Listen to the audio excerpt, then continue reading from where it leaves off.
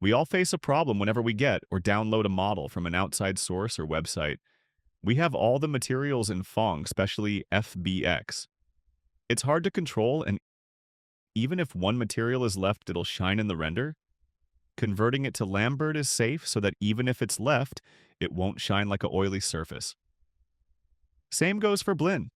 In order to convert Phong or Blinn to Lambert material, I can do it from here one by one, or I can be smart and use Pholam.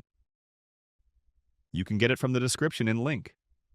Simply after getting it, open the folder and open the script.